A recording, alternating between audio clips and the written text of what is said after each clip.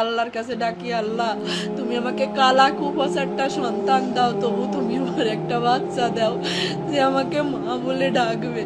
লিফটে ঢুকবে তখনও ঘুরে ফিরে আমার দিকে 2-3 বার তাকাচ্ছিল। আমার ওই তাকানো এখনো চোখে ভাসতেছি। অনেক আল্লাহর কাছ থেকে চেয়ে না সন্তান আমার। আমার যখন বিয়ে হয় আমার ছেলে মেয়ে হতো না, 8-10 বছর ধরে ছেলে মেয়ে হয়নি। অনেক কষ্ট করছি আমি, অনেক কথা শুনছি মানুষের। মানুষ যা খাতি আমাকে বলছে আমি তাই খাইছি, তারপরেও কোনো সময় আমার ছেলে মেয়ে হয়নি। এক সময় আমি নামাজ রোজা কোরআন শরীফ এইগুলো করতে শুরু করি আর আল্লাহর কাছে ডাকি, আল্লাহ তুমি আমাকে কালা কুপোষারটা সন্তান দাও, তবু তুমি আমার একটা বাচ্চা দাও যে আমাকে মা বলে ডাকবে। ডাক্তার কবিরাজ দেখাতে দেখাতে আমার সিনথিয়া আমার বিয়ের 9 বছর পরে গিয়ে, সিনথিয়ার যখন 4 বছর বয়স আমার আবার অভাব হয় না, আমি আবার চেষ্টা করি, তখন আমার রাইসামণি আমার পেটে আসে। হ্যাঁ, তখন থেকে আমাদের জীবনটা বদলে যায়। আমাদের জীবনটা এত সুখের ছিল না, অনেক কষ্টের ছিল আমার জীবনটা আর আমার স্বামীর জীবনটা।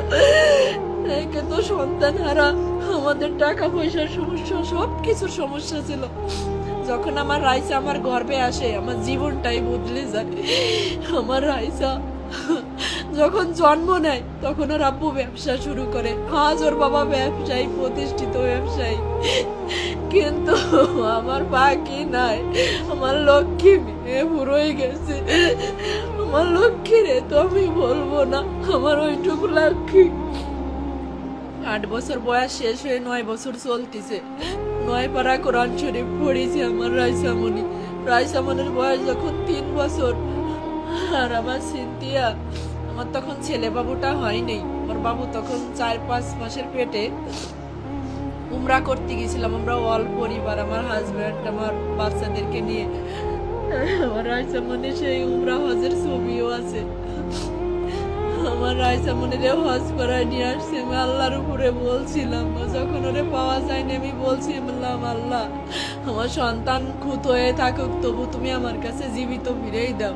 আমি আবার আমার পাখিরে সম্পদ বেশি হলিও উমরা করাতে নিয়ে যাব, আবারও আমার পাখিকে আমি হজ করাতে নিয়ে যাব।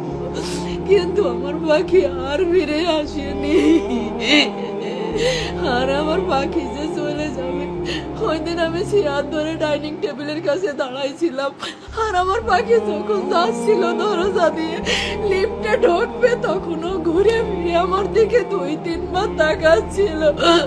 আমার ওই